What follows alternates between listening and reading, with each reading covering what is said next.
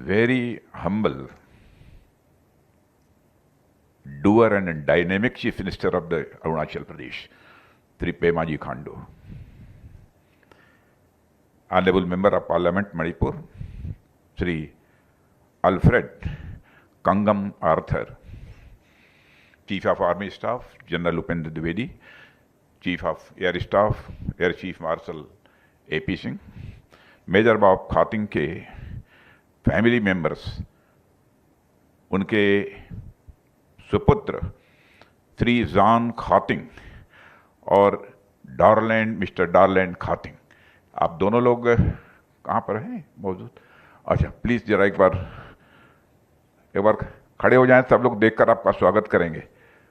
Family members दोनों लोग, बहुत अच्छा।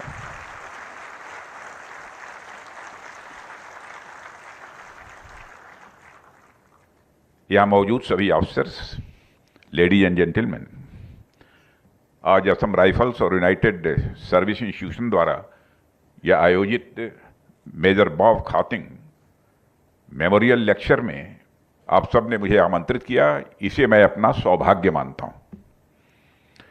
मैं आप सभी को और खासकर इंडियन आर्मी, असम राइफल्स और यूएसआई को इस कार्यक्रम के लिए विशेष रूप से बधाई देता हूं।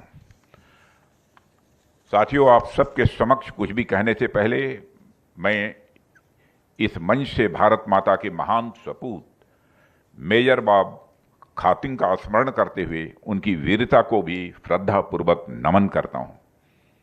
मुझे याद है कि बीते वर्ष अक्टूबर महीने में दीपावली और राष्ट्रीय एकता दिवस के अवसर पर मुझे तवांग में निर्मित major Ralengnao Bob Khathing museum of valour को वर्चुअली इनागुरेट करने का अवसर प्राप्त हुआ था।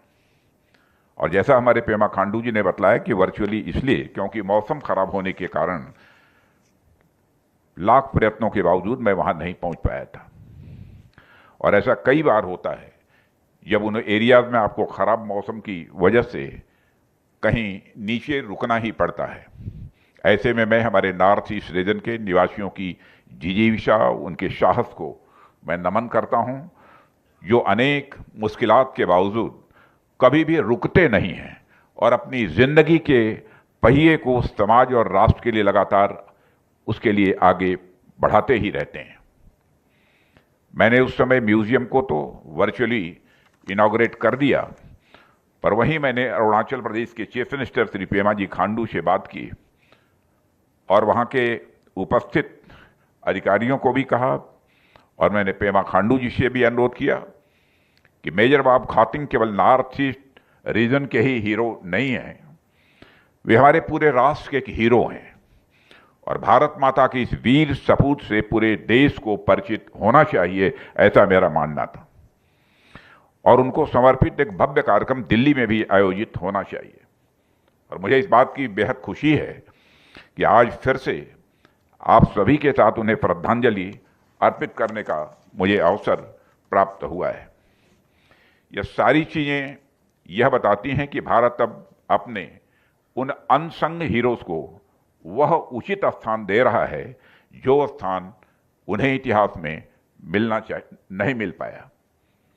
साथियों, चाहे युद्ध के मैदान में अपना शौर्य दिखाना हो या फिर डिप्लोमेसी के क्षेत्र में अपना कौशल दिखाना हो, मेजर बॉब खातिंग ने अपने कार्यों से भारत के इतिहास पर अपनी अमिट छाप छोड़ी है। और हम सब जानते हैं कि यह मेजर खातिंग के ही डिप्लोमेटिक स्किल का परिणाम था जिसने तवांग को भारत का अटूट हिस्सा बनाया। न सिर्फ तवांग बल्कि पूरे नॉर्थ ईस्ट रीजन को इंटीग्रेट, डेवलप और रीबिल्ड करने में उनका बहुत बड़ा योगदान रहा है। साथियों, ऐतिहासिक रूप से देखें तो एक राष्ट्र के रूप में भारत को एक सूत्र में बांधने में चंद्रगुप्त मौर्य, सम्राट अशोक, समुद्रगुप्त और विक्रमादित्य जैसी अनेक विभूतियों का महत्वपूर्ण योगदान रहा है। इस सच्चाई को कोई नकार नहीं सकता। आधुनिक काल में भी अंग्रेजों के जाने के बाद भारत अनेक टुकड़ों में बटा हुआ था। उस समय जो काम राष्ट्रीय स्तर पर सरदार वल्लभ भाई पटेल ने किया। मेजर बाब खातिंग ने वह काम नॉर्थ ईस्ट रीजन में करते हुए राष्ट्रीय एकता को सुदृढ़ करने में अपना महत्वपूर्ण योगदान दिया है। साथियों, मेजर बाब खातिंग उन महान विभूतियों में से एक रहे हैं जिनके चिंतन में स्वयं से पहले राष्ट्र आता था। उन्होंने राष्ट्र को सदैव अपने से ऊपर देखा। किसी भी राष्ट्र का चरित्र कैसा होता है, उसका स्वभाव कैसा होता है और उसका भविष्य कैसा होगा, यह इस बात पर निर्भर करता है कि उस राष्ट्र के लोगों का चिंतन कैसा है, उस राष्ट्र की चिंतन की परंपरा कैसी है। यहां चिंतन परंपरा से मेरा तात्पर्य यह है कि उस राष्ट्र के लोग अपनी भूमिका को किस प्रकार से देखते हैं। उस राष्ट्र के लोग अपनी संस्कृति के प्रति, अपनी सभ्यता के प्रति तथा अपने राष्ट्र के भविष्य के प्रति किस प्रकार की सोच रखते हैं। ये सारी चीजें किसी भी देश की चिंतन परंपरा में ही आती हैं। और भारत इस मामले में सौभाग्यशाली रहा है कि हमारे पास हर समय, हर युग में बड़ी संख्या में ऐसे लोग रहे हैं जिन्होंने अपने से भी ऊपर इस देश को प्राथमिकता दी है। मेजर बाब खातिंग भी उनमें से एक प्रमुख व्यक्तित्व हैं। राष्ट्र की सुरक्षा, अखंडता और संप्रभुता उनके चिंतन का सबसे प्रमुख अंग रही है। साथियों, किसी भी महत्वपूर्ण व्यक्ति के जीवन में हमें कई सारे आदर्श देखने को मिलते हैं। यह आदर्श ही है जो इन विभूतियों को हमसे जोड़े रखते हैं और उन्हें हमारे भीतर जिंदा रखते हैं। ऐसे में हमारा यह दायित्व बनता है कि हम अपने महापुरुषों के आदर्शों को अपने जीवन में अपनाएं और उन पर चलने की अपनी तरफ से हम भरपूर कोशिश भी करें। मेजर बाब खातिंग की जीवन यात्रा क्या यदि मैं आकलन करूं तो मुझे लगता है कि एक सरकार के रूप में हमने उनके कई आदर्शों को आत्मसात भी किया है। इसके कुछ उदाहरण मैं आपके सामने यहां पर रखना चाहूंगा। मेजर बाब खातिंग के बारे में एक बड़ी महत्वपूर्ण बात है कि उन्होंने बड़ी कुशलता से तवांग के इंटीग्रेशन को अंजाम दिया था। और इतनी ही महत्वपूर्ण बात यह कि इंटीग्रेशन का वह पूरा कार्य बिना एक भी गोली चले हो गया था। हम सब जानते हैं कि तवांग भारत के प्रमुख बौद्ध स्थलों में से एक है। पूरी दुनिया को अहिंसा का संदेश देने वाली उस धरती का भारत में इंटीग्रेशन भी बाब खातिंग ने अहिंसा के दम पर ही किया। इतने बड़े क्षेत्र को, इतने इंपॉर्टेंट क्षेत्र को बिना किसी हिंसा के भारत में शामिल कर देना कोई यह छोटी बात नहीं है। अपने आप में मैं मानता हूं कि बहुत बड़ी बात है। और इन्हीं आदर्शों पर चलते हुए हमारे प्रधानमंत्री जी के नेतृत्व में हमारी सरकार ने जम्मू और कश्मीर का भारत में पूर्ण विलय किया।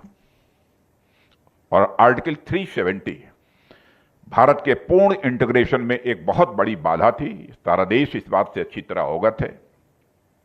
हमने उस बाधा को दूर किया है। और सबसे बड़ी बात यह है कि हमारे इस प्रयास के दौरान कहीं एक भी गोली नहीं चली, कहीं किसी नुकसान की भी कोई खबर नहीं आई है। और यह बड़ी बात है, हमने सभी स्टेक होल्डर्स को ध्यान में रखकर पूरी सुरक्षा के साथ, बेहद शांति के साथ इस कार्य को संपन्न किया है।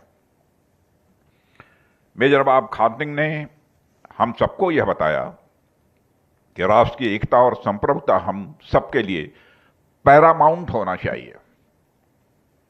हमने उनके इस आदर्श को आत्मसात किया और आज परिणाम हमारे सामने है। आज भारत एक नए रूप में हमारे सामने है। मैं तो यह भी कहना चाहूंगा कि यह तो बस एक शुरुआत भर है। मेजर बाब खातिंग के दिखाए गए रास्ते पर तो अभी हमें चलना शुरू भर किया है।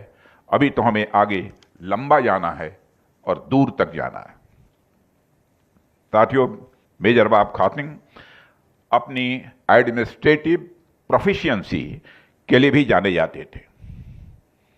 उस समय नॉर्थ ईस्ट के अनेक क्षेत्रों में उन्होंने सिविल एडमिनिस्ट्रेशन में भी कई पदों पर अपनी जिम्मेदारी का निर्वाह किया है। उस दौरान उन्होंने जो स्टेप्स लिए वो आज तक हमें गाइड कर रहे हैं। सशस्त्र सीमा बल के गठन में भी उनका एक बहुत बड़ा कंट्रीब्यूशन रहा है। इसके अलावा नागालैंड आर्म पुलिस का गठन करके भी उन्होंने उस रीजन में पीस स्टेब्लिश किया और जनता तथा सरकार के बीच की दूरी को मिटाने में उन्होंने बहुत ही महत्वपूर्ण भूमिका का निर्वाह किया। नागालैंड के चीफ सेक्रेटरी के रूप में भी उन्होंने कई रिफॉर्म्स की भी शुरुआत की थी। एक सरकार के रूप में हमने भी मेजर बॉब खातिंग से उनके गवर्नेंस और एडमिनिस्ट्रेशन के गुणों को सीखा है। हमारी सरकार ने एडमिनिस्ट्रेटिव रिफॉर्म्स पर अपना ध्यान केंद्रित किया है। मिनिमम गवर्नमेंट और मैक्सिमम गवर्नेंस और गुड गवर्नेंस के प्रयासों के माध्यम से हमने जनता और सरकार के बीच की दूरी को जिस हद तक मिनिमाइज कर सकते थे वो करने की कोशिश की है। डिजिटल इंडिया और जैम ट्रिनिटी के माध्यम से आज एडमिनिस्ट्रेशन पहले की तुलना में कहीं ज्यादा पीपल ओरिएंटेड हुआ है। हमारे एडमिनिस्ट्रेटिव रिफॉर्म्स के इंस्पिरेशन में कहीं न कहीं मेजर बॉब खातिंग के आदर्श भी शामिल हैं। साथियों, इन सब के अलावा डिप्लोमेसी एक ऐसा क्षेत्र रहा है जिसमें मेजर बॉब खातिंग ने कई बड़े कार्यों को अंजाम दिया है। म्यांमार में इंडियन एम्बेसडर रहते हुए उन्होंने डिप्लोमेसी के नए स्टैंडर्ड्स भी सेट किए हैं। यदि उनके इस गुण से सीखने की बात की जाए तो हमारी सरकार की फॉरेन पॉलिसी में भी आपको मेजर बॉब खातिंग की छाप स्वाभाविक रूप से देखने को मिलेगी। इस मल्टीपोलर वर्ल्ड में जो अनसर्टेनिटी चल रही हैं उनके बीच भारत अपनी हार्ड पावर और अपनी सॉफ्ट पावर के बीच संतुलन बनाते हुए अपनी फॉरेन पॉलिसी भी निर्धारित कर रहा है। इस दुनिया में भारत ने जिस तरह से अपनी पोजीशन को मजबूती के साथ स्थापित किया है वह हम सबका सीना चौड़ा कर देने वाला है। आज यह बात पूरी दुनिया अनुभव कर रही है कि अब भारत पहले वाला भारत नहीं रहा है। आज एक नया, एक सशक्त और एक संगठित भारत उभर कर दुनिया के सामने आया है। अंतर्राष्ट्रीय जगत में भारत का कद बढ़ा है, इस सच्चाई को कोई नकार नहीं सकता है।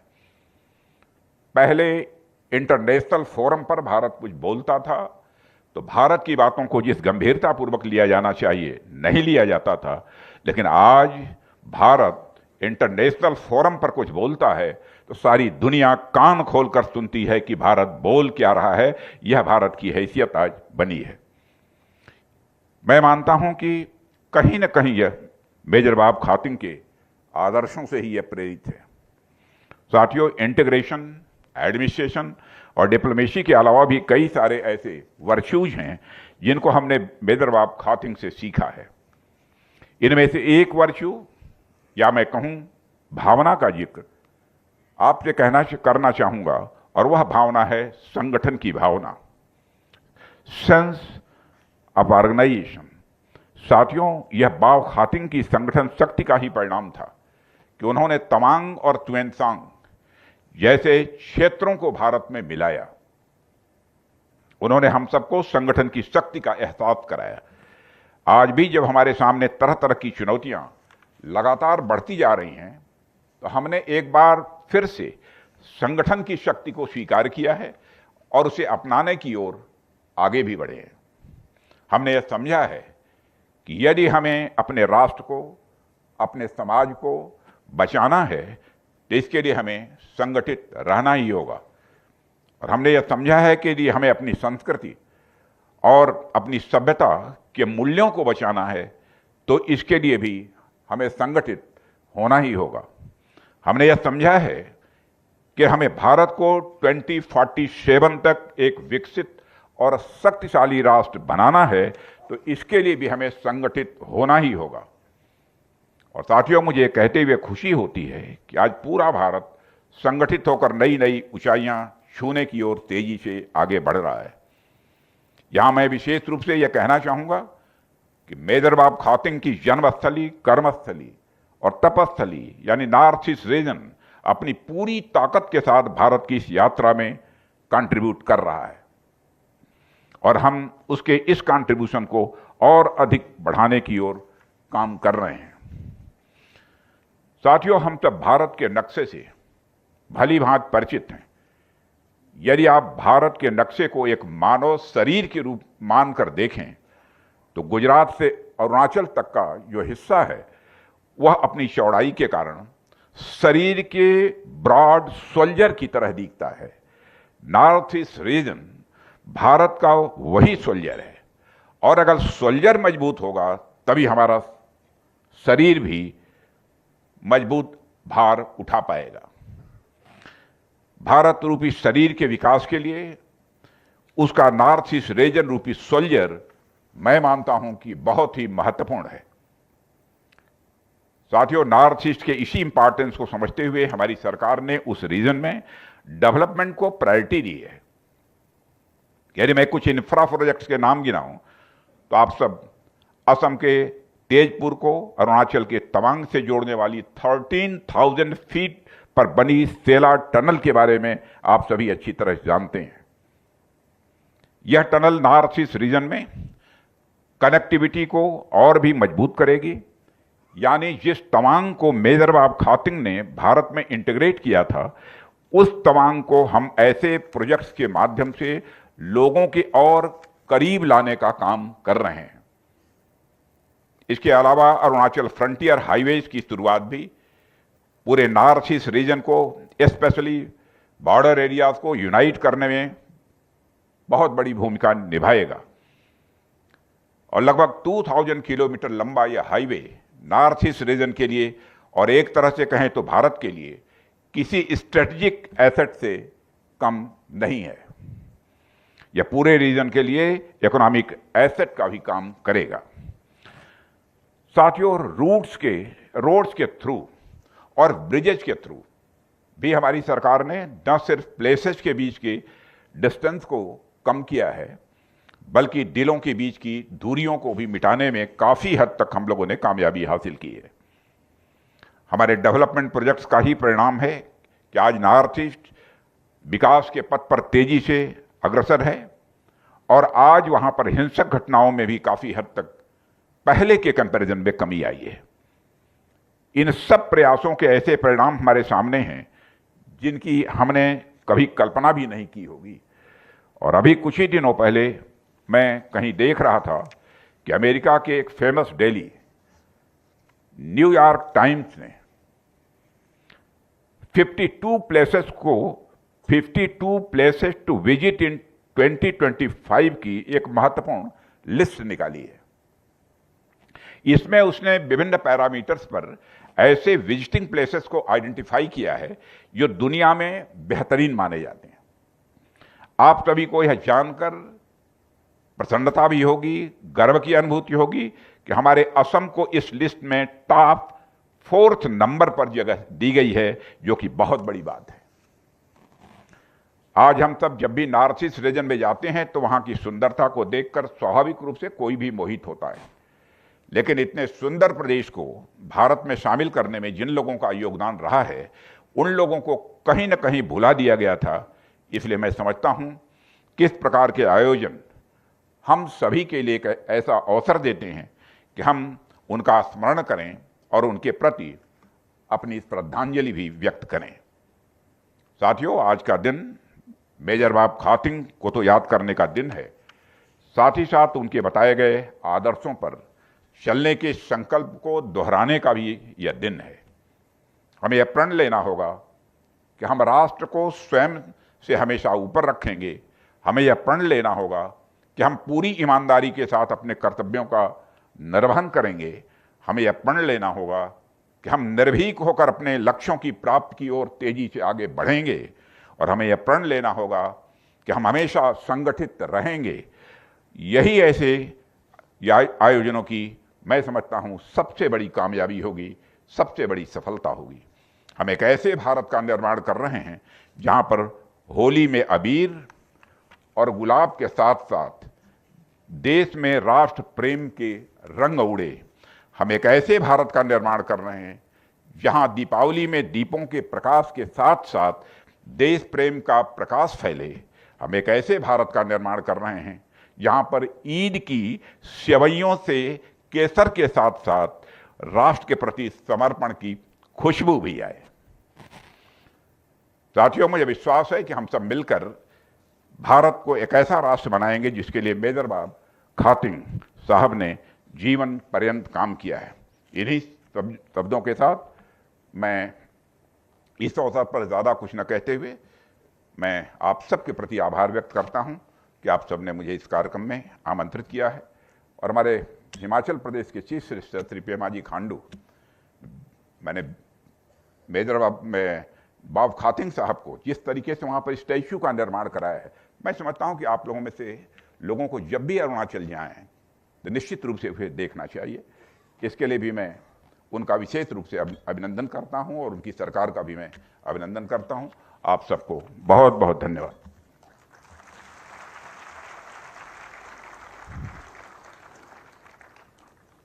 माननीय रक्षा मंत्री जी, इस प्रेरणापूर्वक संबोधन के लिए आपका बहुत बहुत धन्यवाद। एक बार फिर भारतीय सेना, असम राइफल्स और यूनाइटेड सर्विसेज इंस्टीट्यूट की तरफ से इस कार्यक्रम में आपका शामिल होने के लिए हम आपका धन्यवाद करते हैं।